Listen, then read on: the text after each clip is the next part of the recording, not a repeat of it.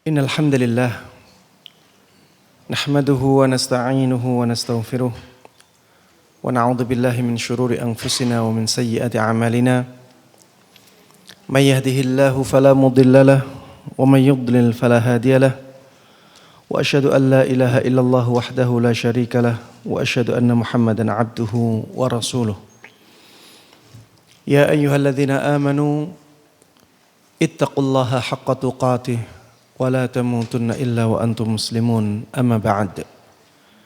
Fa inna asdaqal hadithi kitabullah wa khairal huda huda Muhammadin sallallahu alaihi wasallam wa syarral umuri muhdatsatuha fa inna kulla muhdatsatin bid'ah wa kulla bid'atin dhalalah wa kulla dhalalatin finnar. Para jemaah sekalian, kaum muslimin dan kaum muslimat, hadirin dan hadirat yang kami cintai karena Allah Subhanahu wa taala, alhamdulillah. Segala puji hanya bagi Allah Subhanahu wa taala dengan nikmat-nikmatnya yang terus Allah berikan kepada kita. Mudah-mudahan Allah Subhanahu wa taala menjadikan kita semuanya hamba-hambanya yang pandai mensyukuri nikmatnya, dan mudah-mudahan Allah Subhanahu wa taala terus menjaga nikmat ini ada pada kita dan memberikan kepada kita kenikmatan-kenikmatan tambahan yang lainnya. Amin amin ya rabbal alamin. Salawat dan salam, keberkahan dan kenikmatan semoga selalu terlimpahkan dan tercurahkan kepada Nabi Agung Muhammad sallallahu alaihi wasallam. Begitu pula kepada seluruh keluarga beliau, seluruh sahabat beliau dan seluruh kaum muslimin yang mengikuti beliau dan para sahabatnya dengan baik hingga hari akhir nanti. Ikhwati wa akhwati fillah, hadirin dan hadirat rahimana wa rahimakumullah. Pada kesempatan kali ini kita akan membahas bab yang ke-11, yaitu tentang tauhid dan ubudiyah. Sudah ya ini ya? Sudah ada belum? Baik. Berarti yang bab yang ke-12, uraian makna ubudiyah dan pemurniannya.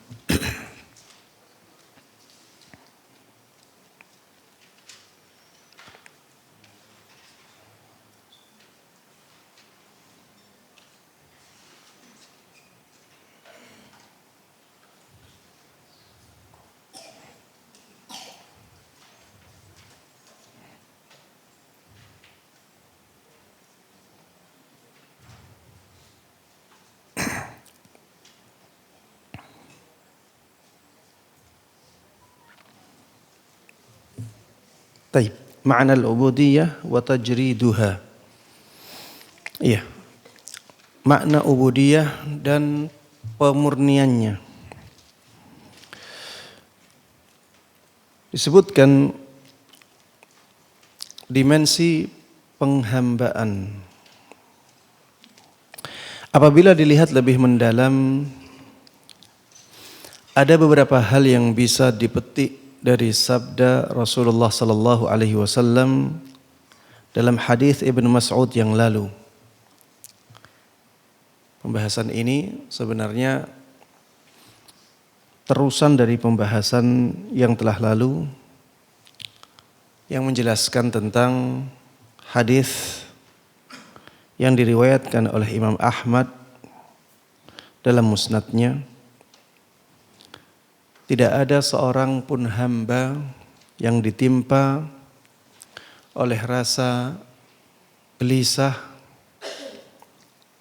rasa sedih, kemudian orang tersebut membaca doa, Allahumma inni abduk, ibnu abdik, ibnu amatik, nasiyati biyadik, madin fiyya hukmuk, adlun fiyya qada'uk, as'aluka bikulli ismin huwa lak sammaita bihi nafsak aw anzaltahu fi kitabik aw 'allamtahu ahadan min khalqik aw ista'tharta bihi fi 'ilmil ghaibi 'indak anta ja'alal qur'ana rabi'a qalbi wa nura sadri wa jalaa huzni wa dhahaba hammi wa ghammi. Kecuali Allah Subhanahu wa taala akan menghilangkan rasa gelisah, rasa gundah gulananya, rasa sedihnya, dan Allah Subhanahu wa taala akan menggantikan rasa tersebut dengan rasa bahagia.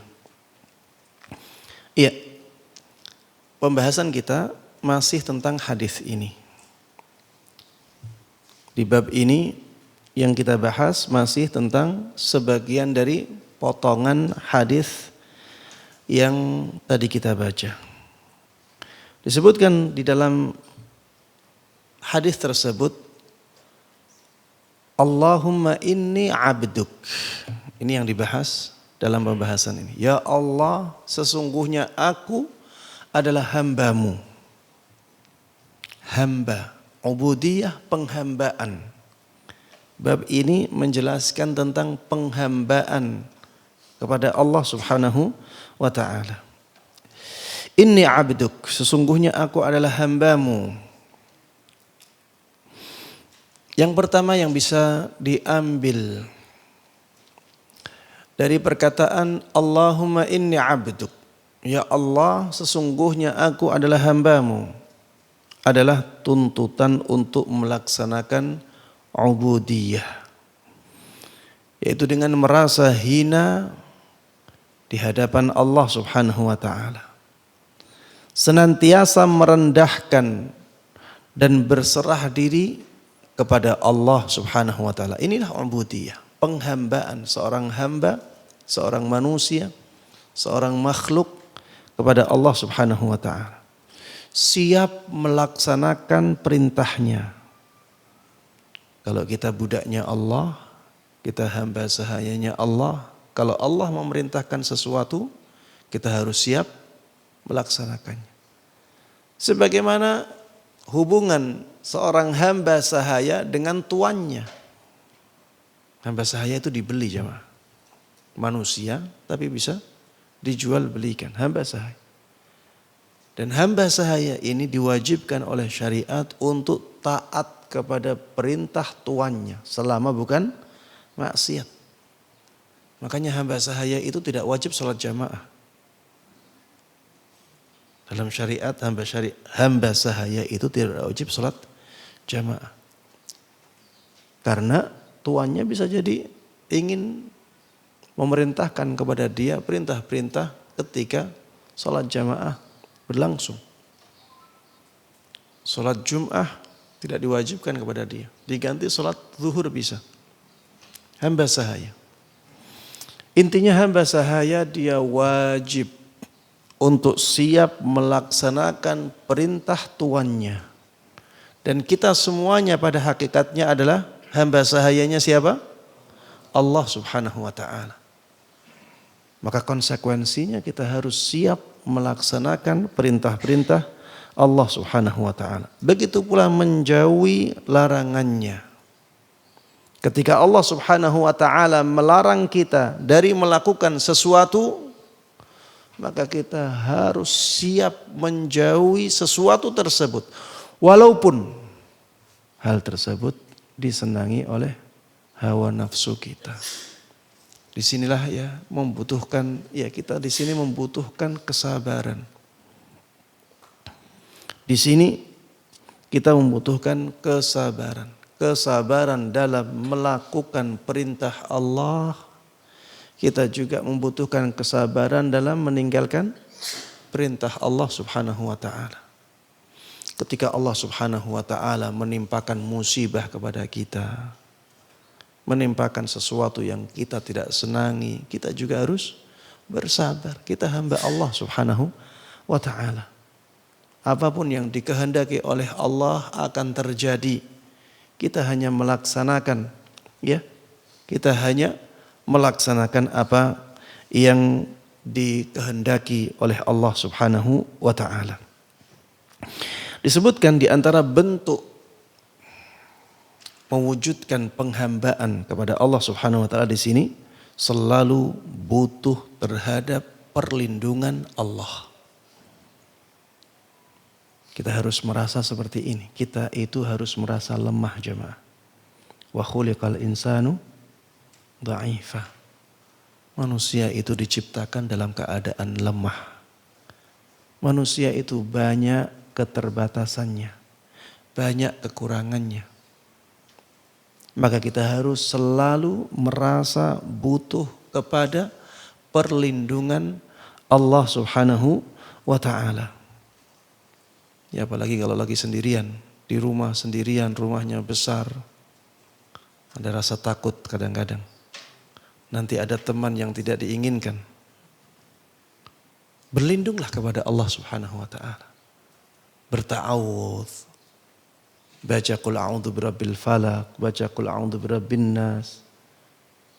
Baca ayat kursi, baca a'udzu bikalimatillahi tammah min kulli syaitanin wa hammah wa min kulli ainin lammah. A'udzu bikalimatillahi tammati min syarri ma khalaq. Intinya ta'awudzlah.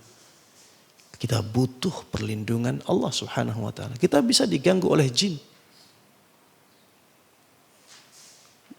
Maka kita butuh perlindungan yang sangat kuat dari Allah Subhanahu wa ta'ala.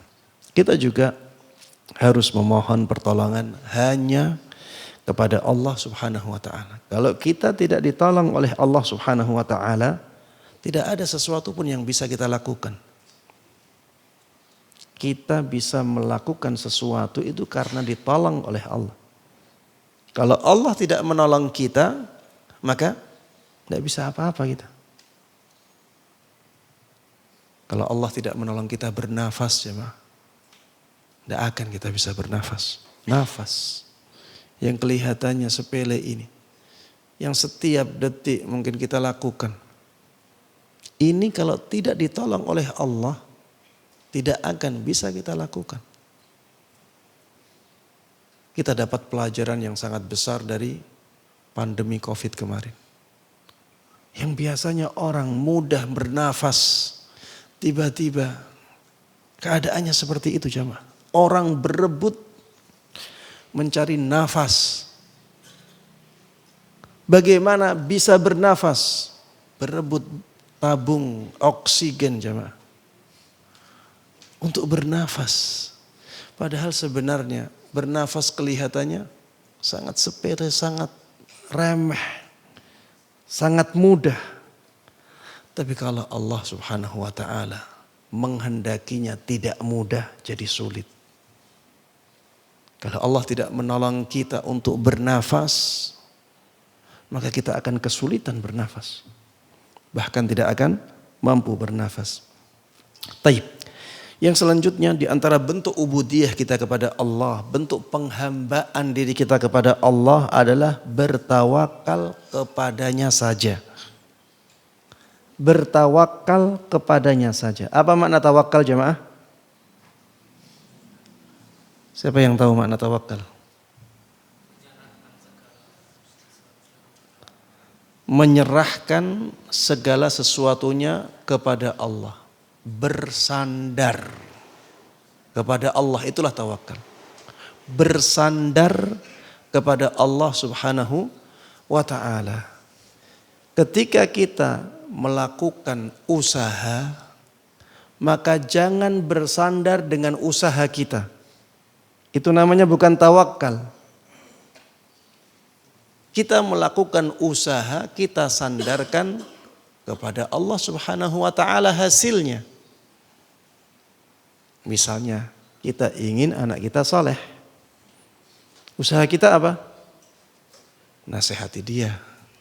Usaha kita apa? Mondokkan dia misalnya. Usaha kita apa? Nyekolahkan dia ke sekolah yang baik. Itu usaha kita. Tapi jangan bersandar kepada usaha ini. Teruslah berharap kepada Allah. Bersandar tetap kepada siapa? Allah Subhanahu wa ta'ala. Kita hanya berusaha. Usaha kita ini tidak akan berefek apapun apabila Allah Subhanahu wa ta'ala tidak berkehendak. Apabila Allah Subhanahu wa ta'ala tidak memberikan taufik kepada anak kita untuk menjadi saleh, usaha kita tidak ada manfaatnya. Iya. Makanya kita harus bersandar kepada Allah, bukan kepada usaha kita.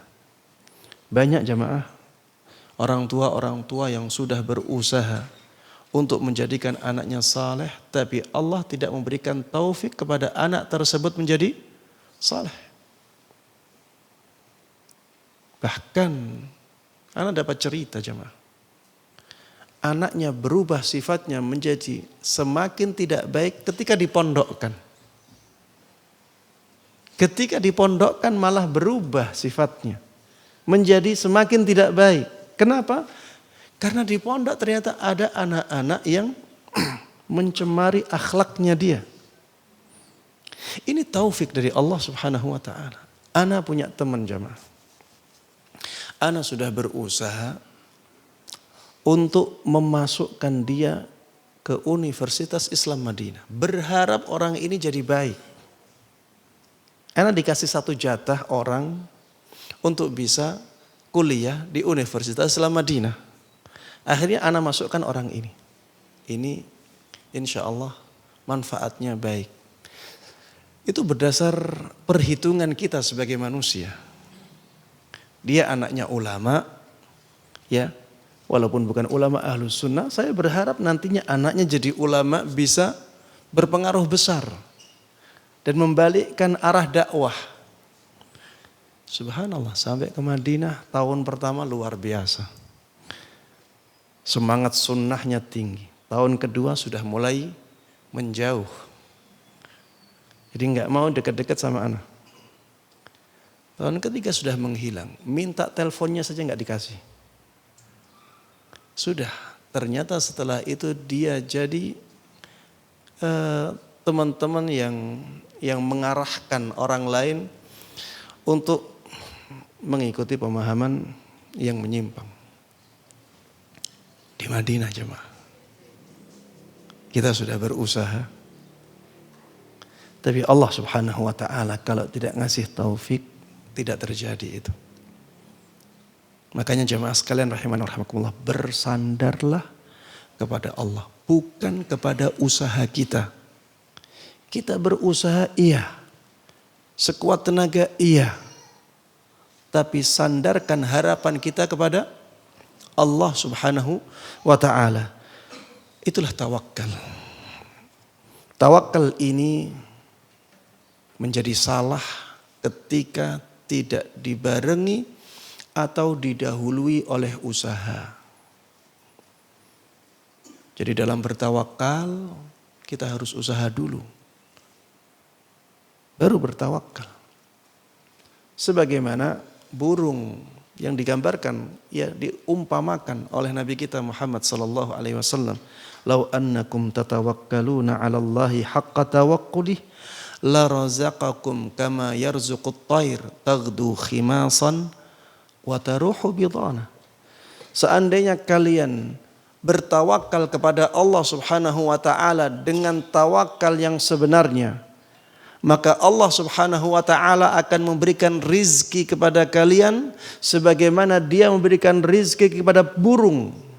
Burung tersebut keluar di pagi hari dalam keadaan perut kosong, kemudian burung tersebut kembali di sore hari dalam keadaan perut kenyang.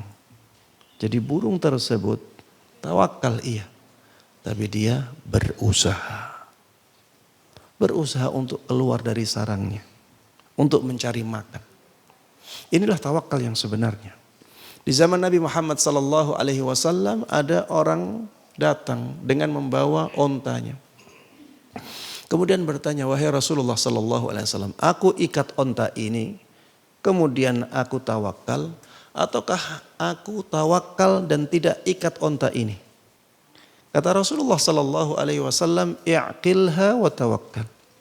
Ikat onta tersebut, kemudian tawakallah kepada Allah. Jadi ada usaha untuk mengikat onta tersebut agar tidak kemana-mana. Kemudian kita sandarkan harapan kita kepada Allah, mudah-mudahan Allah menjaganya. Baik. Berikutnya, dan meminta pemeliharaan serta naungan kepada Allah Subhanahu wa ta'ala. Begitu pula hati hamba itu tidak terkait kepada selainnya. Ini ubudiyah yang sempurna. Penghambaan yang sempurna seperti ini. Ketika hati seorang hamba tidak terikat kecuali kepada Allah Subhanahu wa ta'ala. Baik dalam cinta. Tidak ada yang lebih dia cintai kecuali Allah Subhanahu wa ta'ala. Rasa takut. Tidak ada yang lebih dia takuti kecuali Allah Subhanahu wa ta'ala. Maupun harapannya. Tidak ada sesuatu yang lebih dia harapkan melebihi Allah Subhanahu wa ta'ala. Inilah penghambaan yang sempurna. Dan ini sesuatu yang berat. Kita harus berusaha untuk sampai kepada derajat ini. Tidak semua orang bisa sampai ke derajat ini. Tapi kita harus punya usaha untuk itu. Berusahalah untuk menjadikan Allah Subhanahu wa ta'ala sebagai satu-satunya zat yang paling kita cintai. Tidak ada yang lebih kita cintai melebihi Allah Subhanahu wa ta'ala. Ini jamaah sekalian rahimana rahimakumullah bisa menjadikan hidup kita bahagia dengan mencintai Allah Subhanahu wa ta'ala sebagai tingkatan cinta yang paling tinggi. Kita akan bahagia. Kita akan hidup bersama Allah Subhanahu wa ta'ala. Kita akan kuat menghadapi musibah-musibah. Kalau misalnya ada orang yang sangat kita cintai meninggal dunia, maka itu tidak terlalu mempengaruhi hati kita. Ada pengaruhnya, tapi tidak berlebihan. Kenapa? Karena zat yang paling kita cintai tidak mati. Dia maha hidup. Al-hayyul ladzi la yamut. Allah Subhanahu wa ta'ala itu maha hidup dan tidak akan mati. Dan itulah zat yang paling kita cintai. Ini akan mempengaruhi kebahagiaan seseorang. Dan akan mempengaruhi kekuatan hati seseorang ketika kehilangan sesuatu. Hartanya ada yang hilang. Dia tidak terlalu bersedih. Bersedih wajar. Kalau bersedih, maka bersedih dengan tingkatan yang wajar. Kenapa? Karena yang paling dia cintai masih ada. Yaitu Allah Subhanahu wa ta'ala. Yang paling dia cintai masih akan memberikan dia kenikmatan yang lainnya. Maka cintailah Allah Subhanahu wa ta'ala dengan tingkatan yang paling tinggi. Dan sebenarnya ini kewajiban jemaah. Ini kewajiban. Kita tidak boleh mencintai sesuatu melebihi cinta kita kepada Allah. Tidak boleh. Sebagaimana tingkatan yang kedua, kita tidak boleh mencintai seseorang melebihi cinta kita kepada Nabi kita Muhammad sallallahu alaihi wasallam. Apalagi kepada Allah Subhanahu wa ta'ala. Wa minan nasi man yattakhidhu min dunillahi andada yuhibbunahum ka hubbillah walladzina amanu ashaddu hubban lillah. Kata Allah Subhanahu wa ta'ala di dalam surat Al-Baqarah, ada di antara manusia yang mereka mengambil tandingan-tandingan untuk Allah Subhanahu wa ta'ala. Mereka mencintai tandingan-tandingan itu melebihi Allah Subhanahu wa ta'ala. Yuhibbunahum ka hubbillah. Mereka mencintai tandingan-tandingan tersebut seperti mereka mencintai Allah. Walladzina amanu asyaddu hubban lillah. Sedangkan orang-orang yang beriman dengan iman yang sebenarnya, mereka lebih cinta kepada Allah Subhanahu wa ta'ala. Kecintaan mereka kepada Allah melebihi kecintaan mereka kepada yang lainnya. Begitu pula dengan rasa takut jemaah. Jadikan Allah sebagai zat yang paling kita takuti. Ini juga butuh pembiasaan, butuh usaha. Jangan jadikan Allah Subhanahu wa ta'ala sebagai zat yang paling tidak kita takuti. Kalau dilihat manusia, kita menampakkan kebaikan. Kita malu dilihat oleh manusia untuk melakukan keburukan. Tapi kalau sedang sendiri, kita lakukan kemaksiatan. Ketika sedang sendiri, kita melakukan kezaliman. Ya, jangan sampai kita melakukan yang demikian. Ini seakan-akan kita meremehkan penglihatan Allah. Seakan-akan kita meremehkan pengawasan Allah Subhanahu wa ta'ala kepada kita. Ketika tidak ada yang melihat dari makhluk Allah yang kita lihat, akhirnya kita melakukan hal-hal yang dilarang. Dan ini banyak dilakukan oleh manusia, jemaah. Banyak orang-orang melakukan kemaksiatan ketika apa? Ketika tidak dilihat oleh manusia. Padahal Allah masih mengawasinya. Dia tidak sadar bahwa Allah Subhanahu wa ta'ala masih mengawasinya, masih melihatnya. Lihatlah kejahatan-kejahatan pencurian. Mereka mencari waktu di mana manusia tidak melihat. Begitu pula pencopetan. Dicari waktu di mana orang-orang tidak melihat. Banyak orang-orang yang melihat hal-hal yang dilarang di gadgetnya. Kapan? Ketika sendirian. Banyak orang-orang melakukan hacker misalnya. Dia membobol rekening bank ini, rekening bank itu, rekening si fulan. Dia membobol akun si fulan. Kapan? Ketika sedang sendirian. Ketika dilihat orang, dia tidak berani melakukan itu. Tapi ketika yang melihat hanya Allah Subhanahu wa ta'ala, dia seakan-akan meremehkan pengawasan Allah Subhanahu wa ta'ala. Harusnya kita punya rasa takut kepada Allah Subhanahu wa ta'ala dengan ketakutan yang paling tinggi. Sehingga ketika kita sedang sendirian pun kita merasa diawasi oleh Allah, merasa takut kepada Allah Subhanahu wa ta'ala. Begitu pula dengan harapan. Kita harus menggantungkan harapan kita yang paling kuat kepada Allah. Hanya Allah yang mampu mengatur alam semesta ini. Hanya Allah yang kehendaknya akan terwujud. Jangan banyak berharap kepada manusia yang akhirnya kita malah kecewa. Betapa banyak manusia berkhianat kepada yang lain. Sudah kita andalkan, tapi ternyata dia mengecewakan. Tidak melakukan apapun. Bahkan ada orang yang kita percaya, tapi dia malah menusuk dari belakang. Iya. Ada orang yang kita baiki, kita kasih susu. Yang dikembalikan air tuba. Iya. Jangan sampai kita berharap banyak kepada manusia. Berharaplah dengan harapan yang kuat kepada Allah Subhanahu wa ta'ala. Dan Allah Subhanahu wa ta'ala tidak akan mengingkari janji-janjinya. Pelajaran yang kedua yang bisa diambil dari doa Nabi sallallahu alaihi wasallam, Allahumma inni abduk. Ya Allah, sesungguhnya aku adalah hamba-Mu.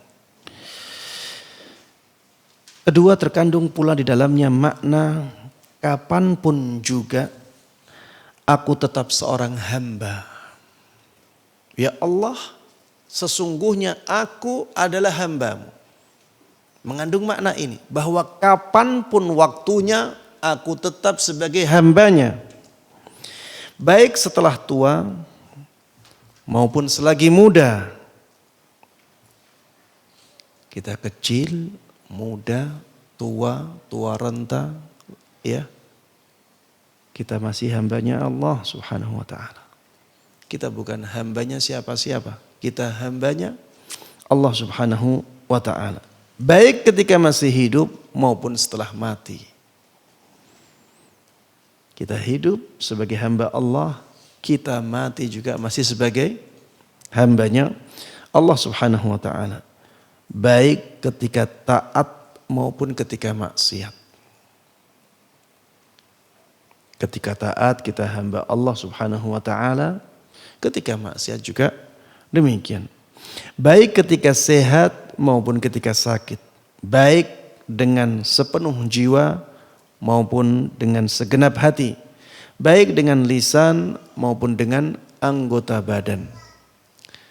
Kita adalah hamba sahayanya Allah Subhanahu wa ta'ala apapun keadaan kita dan kapanpun waktunya. Baik jamaah sekalian rahimana wa rahimakumullah, yang ketiga yang bisa kita ambil dari kata-kata Allahumma inni abduk. Ya Allah, sesungguhnya aku adalah hambamu. Ini jamaah sekalian rahimana wa rahimakumullah menunjukkan betapa dalamnya pemahaman para ulama terhadap hadis Nabi Muhammad sallallahu alaihi wasallam. Dari kata-kata Allahumma inni abduk ini dijabarkan dengan penjabaran yang sangat panjang seperti ini. Ibnu Qayyim rahimahullahu taala yang menyebutkan kata-kata ini. Yang ketiga, di dalamnya juga terkandung makna sesungguhnya harta dan jiwaku adalah milikmu. Karena hamba beserta apa yang dipunyainya adalah milik Rabbnya. Ketika dikatakan Allahumma inni abduk. Ya Allah, aku adalah hambamu. Hamba sahayamu. Berarti apapun yang bersama kita itu milik Allah Subhanahu wa ta'ala. Ini hampir sama dengan hamba sahaya. Jadi hamba sahaya itu tidak punya hak kepemilikan jemaah. Dia tidak bisa memiliki sesuatu. Kalau dia bekerja, hasilnya milik siapa? Milik tuannya, bukan milik dia. Kenapa? Karena badan dia itu milik tuannya. Makanya hasil dari usaha dia menjadi milik tuannya. Apapun yang ada di dia semuanya dibeli oleh tuannya. Ini antara manusia dengan manusia. Padahal manusia hanya membeli saja, tidak menciptakan. Bagaimana dengan antara manusia dengan Sang Khalik? Sang Khalik yang menciptakan kita. Maka semua yang ada pada diri kita ini milik Allah Subhanahu wa ta'ala. Harta kita milik Allah, jiwa kita milik Allah, badan kita milik Allah Subhanahu wa ta'ala. Yang keempat yang bisa diambil dari sabda Nabi Muhammad sallallahu alaihi wasallam, Allahumma inni abduk. Terkandung pula di dalamnya makna hanya Engkaulah yang memberikan semua nikmat yang aku rasakan hingga saat ini. Dan sesungguhnya semua itu adalah anugerahmu kepada hambamu. Hamba sahaya, jamaah sekalian rahimana wa rahimakumullah. Apabila di tengah-tengah manusia ada hamba sahaya itu tidak bisa memiliki sesuatu. Sehingga kalau dia ingin makan, maka dia minta kepada tuannya atau minta kepada orang lain. Yang ada di tangan dia bukan milik dia. Dia harus diberikan oleh orang lain. Makanya ya antara kita dengan Allah Subhanahu wa ta'ala juga demikian. Semua nikmat yang ada pada kita karena kita sebagai hamba sahayanya Allah Subhanahu wa ta'ala, maka semuanya dari Allah Subhanahu wa ta'ala. Semuanya diberikan oleh Allah Subhanahu wa ta'ala kepada kita. Maka banyaklah bersyukur kepada Allah Subhanahu wa ta'ala. Berapa nikmat yang Allah berikan kepada kita. Kita tidak bisa menghitungnya jemaah. Wa in ta'uddu ni'matallahi la tuhsuha. Apabila kalian ingin menghitung semua nikmat Allah, kalian tidak akan mampu menghitungnya. Bahkan jemaah sekalian rahimana rahimakumullah, Ibnu Qayyim dalam perkataan beliau di tempat lain mengatakan, yang intinya seorang hamba itu diberikan oleh Allah Subhanahu wa taala kenikmatan. Kemudian setelah itu seorang hamba diberikan taufik oleh Allah Subhanahu wa taala untuk menggunakan kenikmatan itu untuk ketaatan, untuk kebaikan. Setelah itu Allah Subhanahu wa taala memberikan kepada hamba itu pahala. Jadi nikmatnya dari Allah, taufiknya dari Allah, pahalanya dari Allah Subhanahu wa taala. Berapa nikmat yang Allah berikan kepada kita? Subhanallah. Makanya jemaah sekalian rahimana wa rahimakumullah, teruslah bersyukur kepada Allah Subhanahu wa taala, semuanya dari Allah. Nikmat yang kita gunakan untuk bersyukur dari Allah. Syukur kita atas taufik dari Allah. Setelah itu pun Allah kasih kita nikmat lagi. Allah jaga nikmat itu. Allah masih kasih kita pahala yang agung darinya. Itulah kemurahan Allah Subhanahu wa taala kepada para hambanya. Taib, faedah yang kelima dari sabda Nabi kita Muhammad sallallahu alaihi wasallam, Allahumma inni abduk. Ya Allah, sesungguhnya aku adalah hambamu. Di dalamnya terkandung makna sesungguhnya aku tidak dapat mempergunakan harta dan jiwaku yang merupakan anugerahmu kecuali atas perintahmu. Sebagaimana seorang hamba sahaya tidak dapat berbuat apa-apa kecuali dengan seizin tuannya. Aku pun tidak kuasa dalam menolak mudarat dan memberikan manfaat untuk diri sendiri. Juga tidak kuasa menolak kematian, kehidupan, ataupun kebangkitan. Karena kita sebagai hamba Allah. Kita sebagai hamba Allah Subhanahu wa ta'ala. Kita tidak bisa menolak mudarat ataupun manfaat. Allah Subhanahu wa ta'ala mengatakan kepada Rasulullah sallallahu alaihi wasallam, "Qul la amliku li nafsi naf'an wa la darran illa ma syaa Allah." Katakanlah wahai Muhammad, aku tidak mampu mendatangkan manfaat ataupun mudarat kecuali sesuatu yang dikehendaki oleh Allah. Satu pun manfaat, satu pun mudarat tidak bisa dilakukan oleh Nabi kita Muhammad sallallahu alaihi wasallam. Karena beliau hamba Allah. Beliau hamba Allah Subhanahu wa ta'ala. Beliau yang paling mulia. Itu pun tidak mampu mendatangkan manfaat ataupun mudarat kecuali yang Allah kehendaki. Kalau Allah Subhanahu wa ta'ala tidak menghendakinya, maka tidak ada satupun manfaat yang bisa beliau wujudkan. Tidak ada satupun mudarat yang bisa beliau tolak. Jemaah sekalian rahimana wa rahimakumullah. Kalau orang yang paling mulia saja keadaannya seperti itu, apalagi kita. Kita tidak akan mampu mendatangkan manfaat sedikit pun untuk diri kita ataupun untuk orang lain. Begitu pula kita tidak akan mampu menolak sedikit pun mudarat dari diri kita ataupun dari orang lain. Semuanya harus dengan bantuan dari Allah Subhanahu wa ta'ala. Begitu pula kematian, kehidupan, kebangkitan. Kita sebagai manusia hanya menjalani. Banyak orang yang bisa membeli 10 rumah sakit yang paling canggih di negaranya. Tapi untuk menolak kematian dia tidak akan mampu. Tidak akan mampu menolak kematian. Dia bisa membeli rumah sakit, tapi nyatanya dokternya tidak mampu menyelamatkan nyawanya. Iya. Banyak orang yang hartanya melimpah luar biasa, mati juga.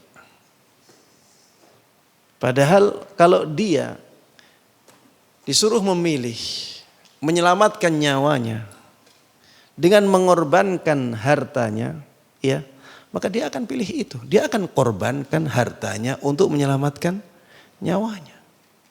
Karena apa gunanya? Harta banyak akhirnya mati. Tapi dia tidak punya pilihan itu. Dia harus menerima kehendak Allah untuk mati. Begitu pula ketika dibangkitkan. Tidak ada yang menolak untuk, tidak ada yang bisa menolak untuk dibangkitkan.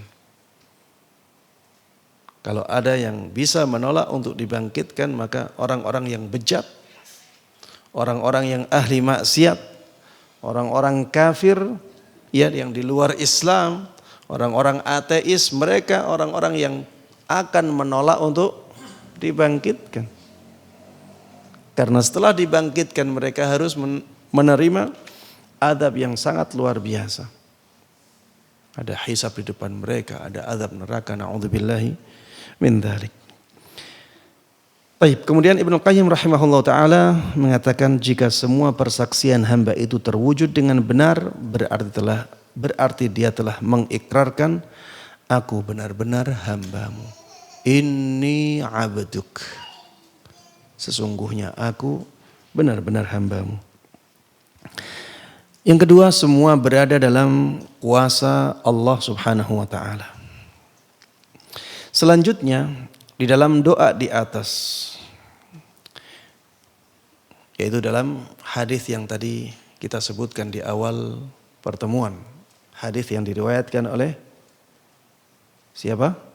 Imam Ahmad dalam kitab Musnadnya. Disebutkan di sana, nasiyati biyadik. Ubun-ubunku ada di tanganmu. Ubun-ubunku ada di tanganmu. Maksudnya engkaulah yang mengendalikan diriku sebagaimana yang engkau kehendaki. Engkaulah yang mengendalikan diriku sebagaimana yang engkau kehendaki. Bagaimana mungkin seorang hamba bisa mengatur dirinya sendiri sedangkan seluruh dirinya berada di tangan Rabb-Nya? Ubun-ubunnya berada di tangannya. Hatinya berada di antara dua jari dari jari-jari Allah subhanahu wa ta'ala. Ini menunjukkan bahwa Allah subhanahu wa ta'ala punya jari. Allah subhanahu wa ta'ala punya jari jemari. Ya, disebutkan di dalam hadis Nabi Muhammad sallallahu alaihi wasallam bahwa hati para hamba Allah subhanahu wa ta'ala itu berada di antara dua jari jemari Allah subhanahu wa ta'ala. Dan Allah subhanahu wa ta'ala bisa membolak-balikkannya sebagaimana dia kehendaki. Yuqallibuha kaifa yasha. Allah bisa membolak-balikkan hatinya sebagaimana yang dia kehendaki. Hati kita itu jamaah sekalian rahimana wa rahimakumullah sangat tergantung kepada Allah subhanahu wa ta'ala. Ya, kalau kita mengatakan bahwa Allah punya jari jemari, bukan berarti kita menyamakan jari jemari Allah dengan jari jemari kita sebagai manusia ataupun kepada makhluknya yang lain. Ya, tidak. Kita katakan Allah punya jari jemari sebagaimana disebutkan oleh Nabi sallallahu alaihi wasallam dalam hadisnya yang sahih. Tapi kita katakan bahwa jari jemarinya Allah subhanahu wa ta'ala tidak sama dengan jari jemari makhluknya. Karena Allah subhanahu wa ta'ala berfirman, laisa kamitslihi syai' wa huwas sami'ul basir. Tidak ada sesuatu pun yang sama dengan Allah subhanahu wa ta'ala. Dan dia adalah zat yang maha mendengar lagi maha melihat. Walam yakul lahu kufuwan ahad. Tidak ada yang sama dengan Allah subhanahu wa ta'ala. Ya, inilah ahlus sunnah wal jamaah. mengimani apapun yang disampaikan oleh Nabi Muhammad sallallahu alaihi wasallam dari nama-nama dan sifat-sifatnya, begitu pula perbuatannya, tanpa menyamakan hal itu dengan yang ada di makhluknya. Dan ini ya keimanan yang benar-benar sesuai dengan fitrah manusia, sangat sederhana dan mudah untuk difahami. Tanpa kita harus takwil, kita pelintir-pelintir, kita bawa maknanya kepada makna yang tidak jelas. Ahlus sunnah wal jamaah tidak demikian. Kita imani apa yang dibawa oleh Nabi sallallahu alaihi wasallam dengan apa adanya, tanpa menyamakan Allah subhanahu wa ta'ala dengan makhluknya. Bagaimana hakikatnya itu? Wallahu ta'ala a'lam. Allah yang lebih tahu tentang dirinya. Kita tidak membicarakan tentang bagaimananya sifat-sifat tersebut. Ya, karena Rasulullah sallallahu alaihi wasallam tidak menjelaskannya kepada kita. Dan yang lebih tahu tentang Allah subhanahu wa ta'ala, yang pertama adalah Allah sendiri. Yang kedua adalah Nabi kita Muhammad sallallahu alaihi wasallam. Baik.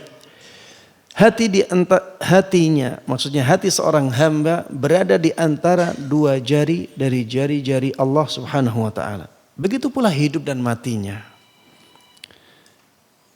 Bahagia dan celakanya. Sehat dan sakitnya. Semuanya di bawah kuasa Allah subhanahu wa ta'ala. Seorang hamba tidak mempunyai kuasa apapun karena ia berada di dalam genggaman Rabb-Nya. Bahkan ia lebih hina daripada seorang budak yang lemah lagi hina. Ubun seorang hamba di tangan yang maha kuasa dan maha memiliki. Ia selalu di bawah kekuasaan dan kekuatannya. Bahkan lebih dari itu. Apabila seorang hamba telah menyadari bahwa ubun-ubunnya dan ubun-ubun setiap hamba berada di tangan Allah semata, hingga dia bisa melakukan apa saja terhadap mereka. Ya, maksudnya Allah subhanahu wa ta'ala bisa melakukan apapun yang dia kehendaki kepada mereka para hambanya. Ketika seorang hamba meyakini keyakinan seperti ini, niscaya dia tidak akan takut kepada sesama hamba. Dia takutnya kepada siapa? Allah subhanahu wa ta'ala. Dia tidak akan berharap kepada mereka. Dia berharap hanya kepada Allah subhanahu wa ta'ala. Dan tidak akan memperlakukan mereka layaknya para raja. Tetapi sebatas hamba yang dikuasai dan diatur oleh Allah subhanahu wa ta'ala. Dia menyadari dirinya seperti itu. Dan dia menganggap orang lain juga seperti itu. Dia menyadari bahwa dirinya itu tergantung Allah subhanahu wa ta'ala. Bagaimana Allah mengaturnya. Bagaimana Allah mengendalikannya. Dan dia melihat orang lain juga seperti itu. Sebagaimana dirinya. Dia hamba Allah, orang lain juga hamba Allah subhanahu wa ta'ala. Makanya dia menjadi orang yang pemberani. Dia tidak takut kepada makhluknya. Dia tidak berharap banyak kepada makhluknya. Dia tidak bergantung kepada makhluknya. Karena dia dan orang lain sama. Sama-sama hamba sahaya Allah subhanahu wa ta'ala yang nasibnya tergantung siapa? Allah subhanahu wa ta'ala. Inilah buah dari tauhid. Ini pengaruh keimanan, pengaruh akidah, pengaruh tauhid seseorang. Orang yang bertauhid seperti ini, dia akan menjadi manusia yang mulia. Dia tidak menghambakan dirinya kecuali kepada Allah. Dia tidak menundukkan dirinya kecuali kepada Allah subhanahu wa ta'ala. Dia tidak menggantungkan harapannya kecuali kepada Allah subhanahu wa ta'ala. Dia mulia jemaah. Orang yang beriman dikatakan oleh Allah subhanahu wa ta'ala, wa antumul a'launa in kuntum mu'minin. Di dalam surat Al-Imran Allah katakan ini. Kalian menjadi hamba Allah yang paling tinggi derajatnya apabila kalian beriman. Apabila kalian beriman. Dan tingkatan keimanan atau cabang keimanan yang paling tinggi adalah qaulu la ilaha illallah, tauhid. Makanya jemaah sekalian rahimani rahimakumullah, mari kita bangun iman kita dengan lebih kuat. Kita pelajari tentang keimanan, tentang akidah. Kita pelajari tentang tauhid. Sehingga pengaruhnya benar-benar merasuk ke dalam hati kita.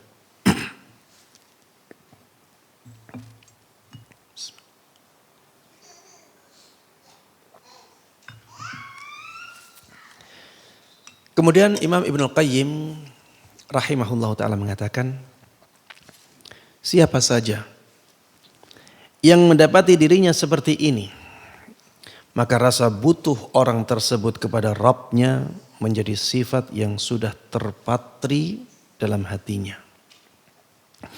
Apabila menyaksikan sesama manusia, maka ia tidak akan membutuhkan mereka. Apalagi sampai menggantungkan harapan dan permintaan kepada mereka. Dengan demikian, teguhlah tauhid. Teguhlah sifat tawakal dan pengabdiannya kepada Allah Subhanahu wa taala. Sikap inilah yang ditunjukkan oleh Nabi Hud kepada kaumnya dahulu sebagaimana firman-Nya. Ya, jadi Nabi Hud itu ketika berdakwah di tengah-tengah kaumnya, beliau dimusuhi. Beliau ditekan. Ya, sebagaimana banyak dai-dai di zaman kita.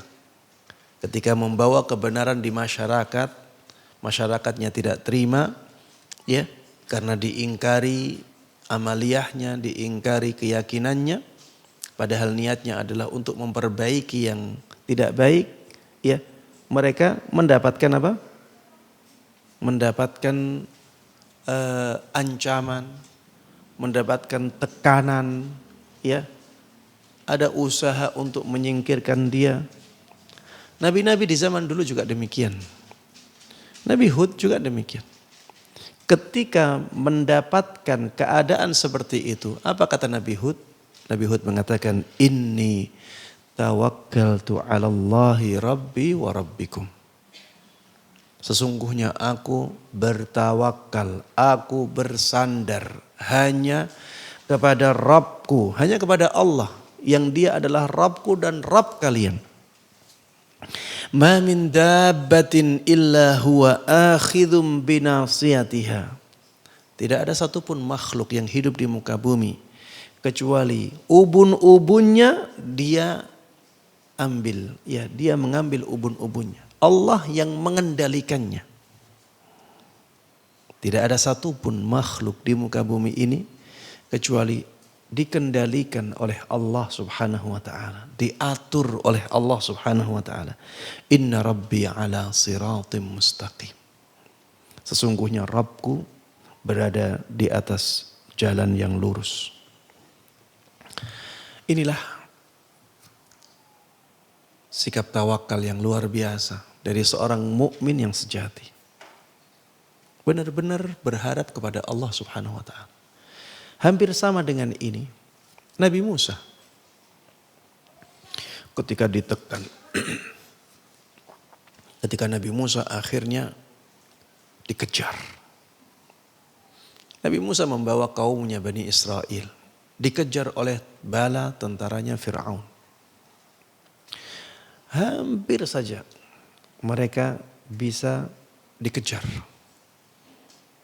Disebutkan di dalam surat Asy-Syu'ara, falamma tara al-jam'ani qala ashabu Musa inna lamudrakun. Ketika dua kelompok itu bisa saling melihat, berarti jaraknya sudah dekat. Dua kelompok itu bisa saling melihat. Qala ashabu Musa inna lamudrakun. Sahabat-sahabatnya Nabi Musa mengatakan inna la mudrakun.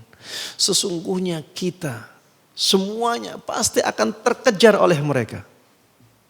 Tinggal sedikit. Apa kata Nabi Musa? Qala kalla. Tidak akan. Inna ma'iya rabbi sayahdin. Sesungguhnya bersamaku Rabbku. Dan dia akan memberikan petunjuk kepadaku. Coba lihatlah jemaah sekalian rahimana rahimakumullah. Bagaimana bersandarnya, bertawakalnya hati Nabi Musa kepada Rabbnya. Keadaan sudah genting seperti itu. Dengan keimanan yang luar biasa. Nabi Musa mengatakan, kalla inna ma'iya rabbi sayahdin. Tidak mungkin. Aku bersama Rabbku.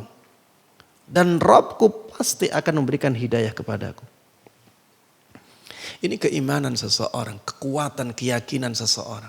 Dan akhirnya Allah berikan apa yang diharapkan oleh Nabi Musa. Turunlah wahyu dari Allah Subhanahu wa taala kepada Nabi Musa untuk memukulkan tongkatnya ke lautan. Dan lautan itu terbelah.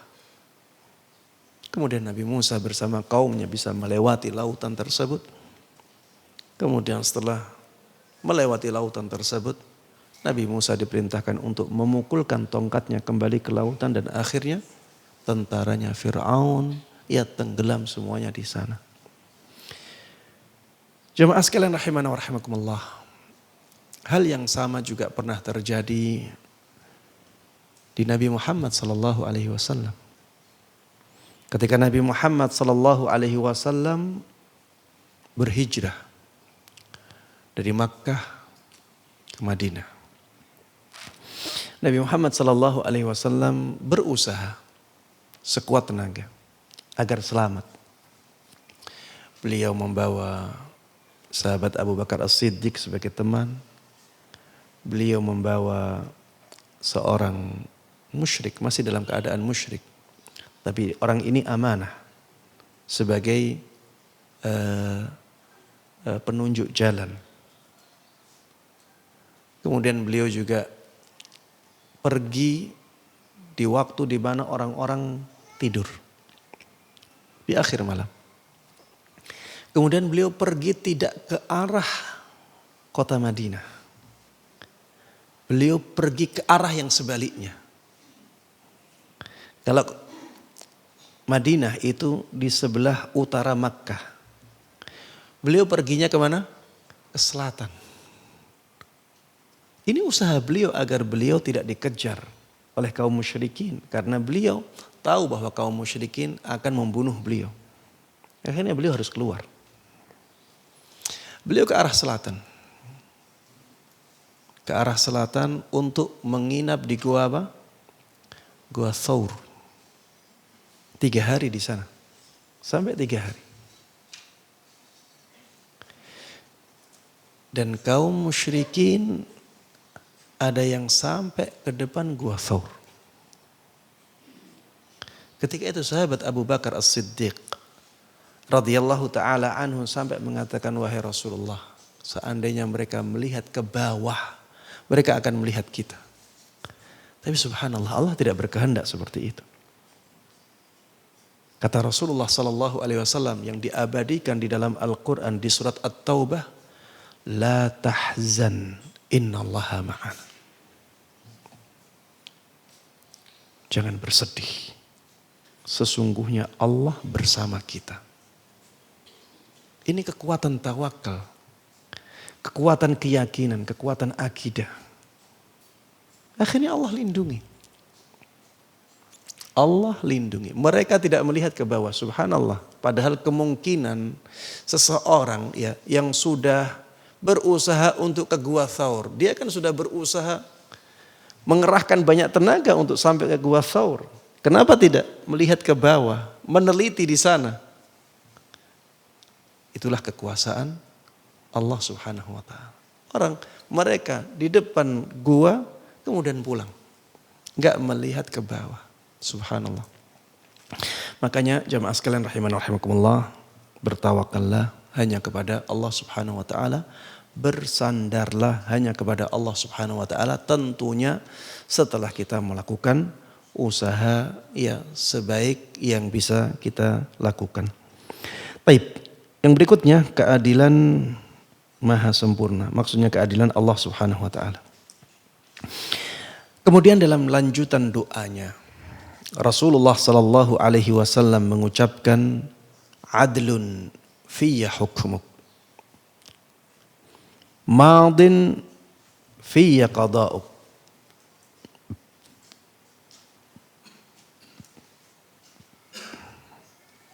Ya, ini terbalik ya. Ini terbalik mungkin karena ada koma. Sebenarnya yang didahulukan harusnya madin fiyya hukmuk. Adlun fiyya qada'uk. Madin, iya ini juga salah ya. Di situ disebutkan adlun fiyya hukmuk, padahal sebenarnya adlun fiyya qada'uk. Ya ini kebalik ya. Harusnya madin fiyya hukmuk, adlun fiyya qada'uk. Bagi yang punya buku dibenarkan ya. Jadi yang benar apa? Madin fiyya hukmuk. Kemudian adlun fiyya qada'uk.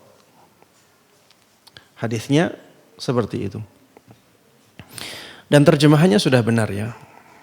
Hukummu atau keputusanmu atau ketentuanmu itu harus berlaku untukku. Jadi ketentuan, kehendak, keputusan Allah Subhanahu wa taala itu harus terjadi. Harus terjadi. Adlun fiyya qada'uk. Semua takdirmu adil untukku. Jadi semua takdirmu yang engkau tetapkan untukku itu adil. Tidak ada yang zalim. Ketentuan Allah kepada seorang hamba pasti adil. Takdir Allah Subhanahu wa taala kepada seorang hamba pasti adil. Tidak ada takdir yang zalim. Baik. Kalimat ini mengandung dua hal pokok. Yang pertama, pemberlakuan hukum Allah terhadap hambanya. Hukum yang dimaksud di sini ketentuannya. Jadi hukum di sini lebih umum daripada hanya hukum syariat. Jadi ketentuan Allah Subhanahu wa taala itu ada ketentuan yang berkaitan dengan kehendak Allah yang tidak mungkin ditolak, yang harus terjadi. Hukum ini juga berkaitan dengan ketentuan Allah yang berupa syariat. Ya, jadi hukum Allah itu ada dua. Mungkin kalau dibahasakan lebih sederhana, yang satu ada sunnatullah di alam semesta, yang satu adalah hukum syariat. Sunnatullah di alam semesta ini ya tidak harus sesuai dengan syariat. Seperti misalnya di antara sunnatullah adanya kemaksiatan. Itu sunnatullah. Itu ketentuan dari Allah. Itu kehendak dari Allah. Adanya kemaksiatan itu sunnatullah. Harus ada. Adanya peperangan antara kebenaran dan kebatilan. Ini sunnatullah, harus ada. Ya, jadi hukum Allah Subhanahu wa taala yang dimaksud dalam hadis ini mencakup dua hal ini. Nanti akan dijelaskan oleh Ibnu Qayyim rahimahullah taala dalam bab yang selanjutnya. Baik. Pertama, pemberlakuan hukum Allah terhadap hambanya. Hukum maksudnya keputusan, ketentuan. Kedua, pujian terhadap Allah Subhanahu wa taala dan makna keadilannya, serta bahwasanya Allah adalah pemilik tunggal kekuasaan dan segala pujian. Dua hal ini pula lah yang tersirat dalam perkataan Nabi Allah Hud pada penggalan ayat di bawah ini. Ma min dabbatin illa huwa akhidhum binasiyatiha. Tidak satupun makhluk yang bergerak di muka bumi, melainkan dialah yang memegang ubun-ubunnya. Semuanya di bawah kendali Allah. Semuanya diatur oleh Allah subhanahu wa ta'ala. Tidak ada satupun makhluknya yang bisa melepaskan diri dari pengaturan Allah subhanahu wa ta'ala. Baik itu manusia, ataupun hewan, ataupun tumbuhan, ataupun alam semesta yang lainnya. Ya, alam semesta semuanya ini. Tidak ada yang bisa lepas dari pengaturan Allah subhanahu wa ta'ala. Dan perkataan beliau alaihi salam, yaitu Nabi Hud, inna rabbi ala siratim mustaqim. Sesungguhnya Rabbku berada di atas jalan yang lurus. Apa maksudnya? Maksud ayat itu ialah di samping Allah adalah raja yang berkuasa dan mengatur hamba-hambanya, yang ubun-ubun mereka berada di tangannya. Dia juga, yaitu Allah subhanahu wa ta'ala, berada di atas jalan yang lurus. Dan jalan yang lurus yang dimaksud adalah keadilan. Allah berada di atas jalan yang lurus, yang maha adil. Dalam ucapan dan perbuatannya, dalam qada dan qadarnya, dalam perintah dan larangannya, dan dalam pahala dan hukumannya. Inna rabbi ala siratim mustaqim. Sesungguhnya Rabbku itu berada di atas jalan yang lurus. Maksudnya Rabbku itu adil. Rabbku itu tidak zalim sama sekali.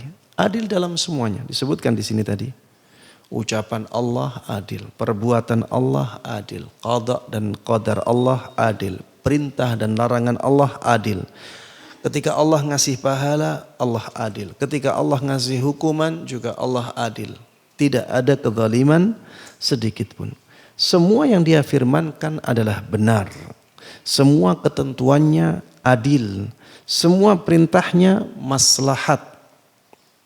Serta semua larangannya mengandung kemudaratan. Dan kalau kita sadar akan hal ini jemaah, bahwa semua perintahnya itu maslahat. Dan semua larangannya itu mudarat, ini akan membangkitkan semangat kita untuk menerapkan syariat Islam. Tidak ada satupun dalam syariat Islam yang mudaratnya lebih besar. Pasti manfaatnya lebih besar. Pasti manfaatnya lebih besar. Ini akan memberikan semangat untuk kita. Ketika misalnya Islam melarang alat-alat musik, maka kita ketika yakin bahwa ini maslahatnya lebih besar, kita akan semangat untuk meninggalkannya. Dan kita akan menggantinya dengan lantunan ayat-ayat Al-Quran. Atau dengan sesuatu yang mubah, yang lainnya. Akhirnya apa? Akhirnya kita akan mendengarkan sesuatu yang bermanfaat. Al-Quran kita dengarkan. Atau misalnya di zaman sekarang banyak podcast-podcast. Bisa jadi ganti. Bisa jadi ganti untuk mendengarkan musik-musik. Kita ganti dengan podcast-podcast yang bermanfaat. Akhirnya kita dapat ilmu. Kemudian juga ada kajian-kajian. Karena kita meninggalkan alat-alat musik, meninggalkan mendengarkan musik, akhirnya kita ganti dengan kajian. Akhirnya apa? Ilmu. Ilmu yang banyak yang kita dapatkan. Intinya jamaah sekalian rahimana wa rahimakumullah, syariat Islam itu tidak mungkin antara maslahat dan mudaratnya sama. Apalagi mudaratnya lebih besar. Syariat Islam itu datang dengan kemaslahatan. Pasti maslahatnya lebih besar. Dan di sana ada yang maslahat murni. Tapi iya, kalau tidak maslahat murni pasti maslahatnya lebih besar. Contohnya lagi misalnya, di sana ada hukuman-hukuman yang ditentukan di dalam Islam yang dibahasakan dengan istilah hudud. Ada kisas tidak? Ada. Qisas itu pembunuhan jemaah. Orang dipenggal kepalanya. Dipenggal lehernya jemaah. Kelihatannya mudarat. Tapi ingat syariat Islam itu maslahatnya lebih besar. Memang ada mudaratnya. Tapi maslahatnya lebih besar. Dengan adanya qisas, orang-orang takut membunuh. Coba bayangkan, ketika di suatu daerah menerapkan syariat qisas ini. Kalau ada kejadian pembunuhan di daerah ini, orang yang membunuhnya harus dibunuh. Takut semuanya. Kalau benar-benar diterapkan, maka kasus pembunuhan akan sangat minim sekali. Dan ini terbukti di dunia ini jemaah. Masih ada negara-negara yang menerapkan hudud. Termasuk di antaranya negara Saudi Arabia. Qisas di sana masih diterapkan. Walaupun sekarang tidak ditampakkan di depan masyarakat ramai. Tapi masih. Apa yang terjadi? Lihatlah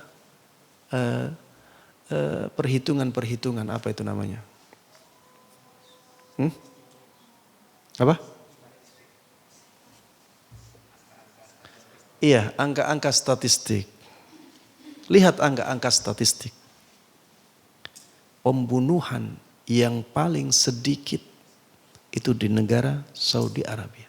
Ini nyata jemaah. Kita nggak berbohong di sini, nyata. Kenapa paling sedikit? Karena masih ada ini. Itulah maslahat yang besar dari hukum qisas. Kalau hukum qisas ini tidak ditegakkan, akhirnya yang membunuh itu masih hidup. Dia akan membunuh yang lain. Bisa jadi orang yang menjadi keluarganya yang terbunuh akan apa? Balas dendam. Ketika balas dendam nanti keluarganya yang di sini juga balas dendam lagi. Pembunuhan akan banyak. Mereka nggak takut karena kalau mereka membunuh, tidak ada ancaman dibunuh. Nggak takut. Begitu pula hukum potong tangan jemaah. Ketika hukum potong tangan diterapkan karena mencuri, orang takut mencuri. Memang ada tangan yang dipotong, iya. Tapi itu adalah mudarat yang kecil. Maslahat yang lebih besar adalah terjaganya harta seluruh kaum muslimin. Seperti itulah syariat Islam. Ya. Jadi maslahatnya jauh lebih besar. Baik, kita teruskan sampai akhir, tinggal 3 baris ya. Pahala Allah Subhanahu wa taala diberikan kepada yang berhak menerimanya. Ini bentuk keadilan Allah. Atas dasar karunia dan rahmatnya. Hukuman Allah Subhanahu wa taala diberikan kepada yang berhak menerimanya atas dasar keadilan dan kebijaksanaan Allah Subhanahu wa taala. Baik. Ini menunjukkan ya bahwa Allah benar-benar berada di atas jalan yang lurus. Tidak ada sedikit pun kezaliman yang Allah lakukan kepada hambanya. Yang ada hanyalah keadilan. Baik, demikian yang bisa kita bahas pada kesempatan kali ini. Mudah-mudahan bermanfaat dan Allah berkahi. Amin amin ya rabbal alamin. Wassallallahu wasallam wa baraka ala nabiyina Muhammadin wa ala alihi wa sahbihi wa man tabi'ahum bi ihsanin ila yaumiddin. Walhamdulillahi rabbil alamin. Baik, ada yang bertanya?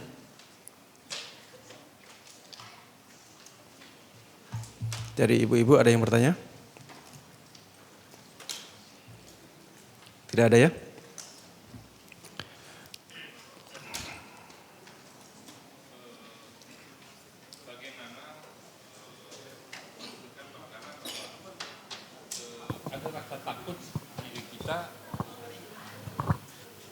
Bagaimana kita mendudukkan rasa takut kita kepada Allah dengan takut pada manusia secara tabiat atau makhluk yang lain gitu Ustaz. Mendudukkan perkara rasa takut itu Ustaz. Iya. Taib, jamaah sekalian rahiman rahimakumullah. Ya, sebagai manusia, ya ada rasa takut yang manusiawi. Ada rasa takut yang didorong oleh tabiat kita sebagai manusia dan ini tidak dilarang. Karena ini fitrah manusia dan agama Islam itu akan selalu sesuai dengan fitrah. Ya. Jadi kita ya terkadang takut kepada ular. Kita terkadang takut kepada misalnya kalajengking. Kita takut kepada sapi yang sedang ngamuk, ya. Kita takut kepada, ada yang takut kecoa, ya. Ada yang takut kecoa, ada yang takut misalnya kegelapan. Digelap dia takut. Ini manusiawi. Tapi ketakutan tersebut jangan sampai menjadikan kita melakukan kemaksiatan. Atau meninggalkan ketaatan yang diwajibkan. Kalau sudah sampai pada derajat ini, padahal tidak ada kedaruratan, maka ini bentuk lebih takut kepada selain Allah daripada takut kepada Allah Subhanahu wa ta'ala. Iya. Apabila seseorang misalnya gara-gara takut ya, misalnya anaknya nanti tidak bisa membeli sesuatu yang sebenarnya tidak wajib untuk dia berikan. Akhirnya dia melakukan korupsi misalnya. Di sini dia takut.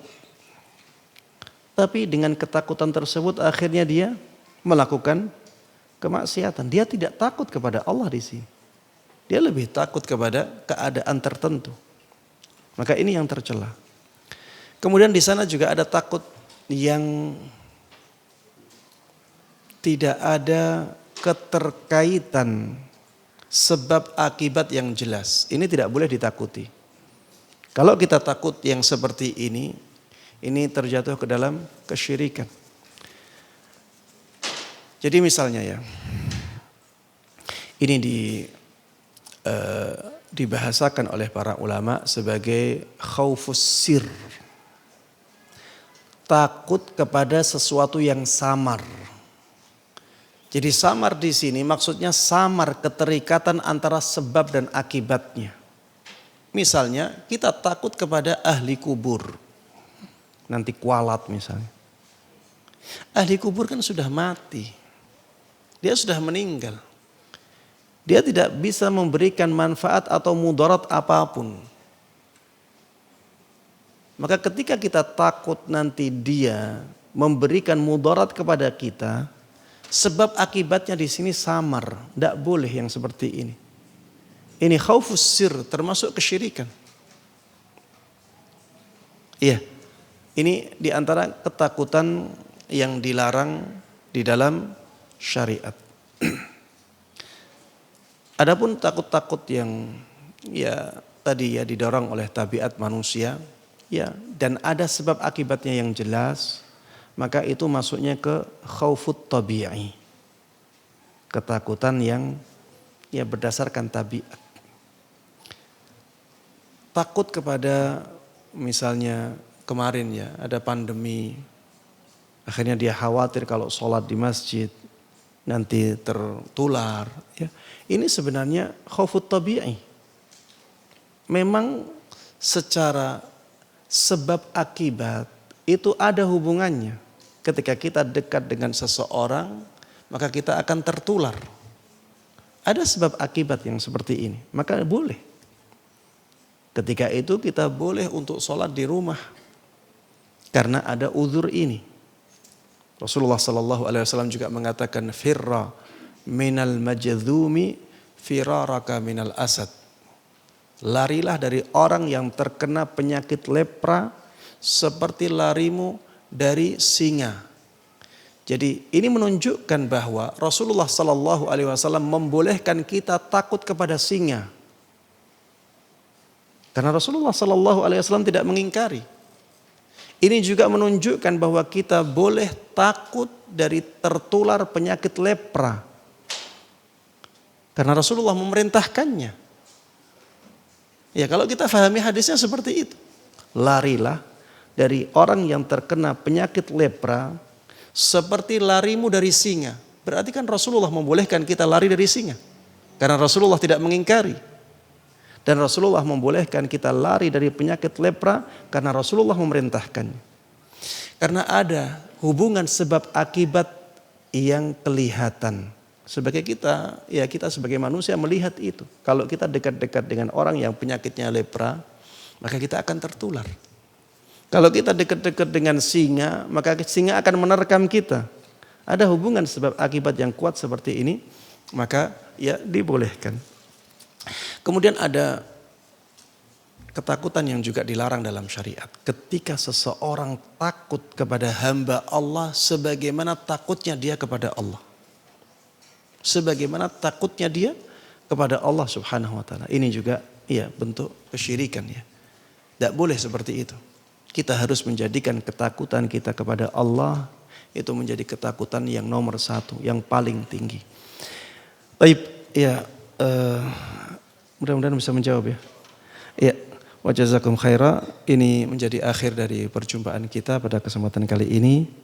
Mudah-mudahan apa yang kita bahas bersama bermanfaat untuk kita.